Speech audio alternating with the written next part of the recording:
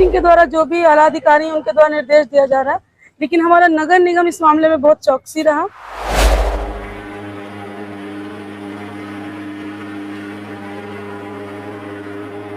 और जब हम लोगों ने इस तरह के कार्य किए कि anti larva door to door छिड़वाया, फॉगिंग डोर टू डोर किया, तो इस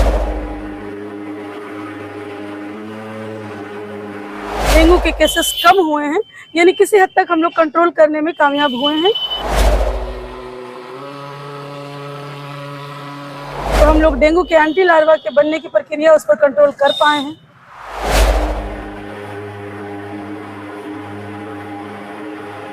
हमें इन्हें सजग करना होगा, लोगों को जागरूक करना होगा।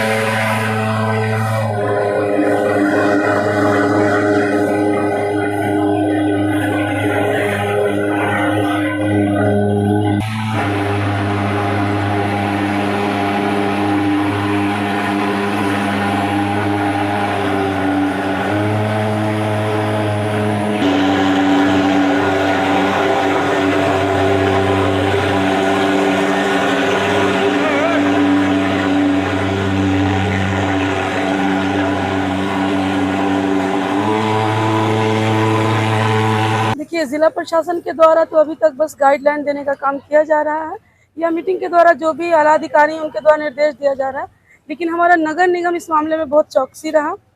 देर से ही सही, लेकिन जब नगर निगम जागा तो उसने फॉगिंग के द्वारा, एंटी लार्वा के स्प्रे के द्वारा, ब्लीचिंग पाउडर के छिड़काव के द्वारा बहुत हद तक कोशिश की कि वो डेंगू पे कंट्रोल कर सके। मैंने खुद अपने वार्ड में डोर टू डोर जाकर फॉगिंग करवाया, घर के भीतर एक एक घर में कोई भी द्वार नहीं छूटा, कोई भी व्यक्ति नहीं कह सकता है कि उसका घर छूटा हो। और जब हम लोगों ने इस तरह के कार्य किए कि anti larva door to door छिड़वाया, फॉगिंग डोर टू डोर किया, तो इसके बाद हमने देखा कि इधर 2-3 दिनों में हमारे वार्ड नंबर 35 में डेंगू के केसेस कम हुए हैं, यानी किसी हद तक हम लोग कंट्रोल करने में कामयाब हुए हैं। क्योंकि वार्ड नंबर 35 जो कि डेंगू का हब बना हुआ था, वहाँ केसेस कम हो रहे हैं, यानी कि हमारे द्वारा किए गए कार्य से जो हम लोग डेंगू के एंटी लार्वा के बनने की प्रक्रिया उस पर कंट्रोल कर पाए हैं। देखिए, बिल्कुल आपका सही सवाल है कि डेंगू के बचाव के लिए क्या करें।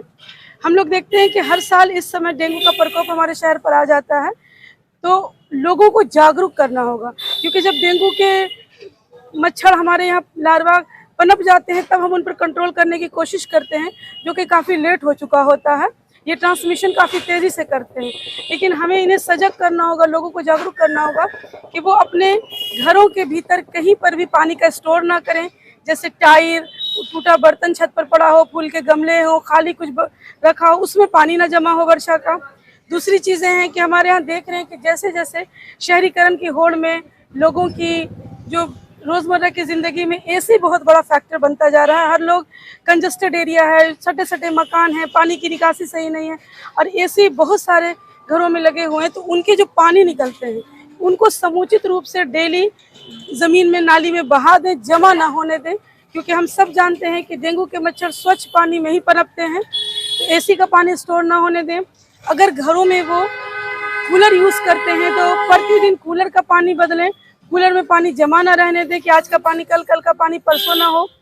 हर घर में रेफ्रिजरेटर यूज़ होता है, रेफ्रिजरेटर के पीछे बॉक्स होता है जिसमें रेफ्रिजरेटर से निकलने वाला पानी पीछे जमा होता है, नियमित रूप से उसकी साफ सफाई करें। क्योंकि डेंगू से बचाव के लिए लोगों को इस बात के लिए जागरूक करना होगा कि वो किस तरह सफाई और स्वच्छता को अपनाते हुए डेंगू के प्रकोप से बच सकते हैं। जागरूकता ही इसका एक, मुझे तो लगता है कि सबसे बड़ा उपाय है कि हम डेंगू को आने से रोक सकें।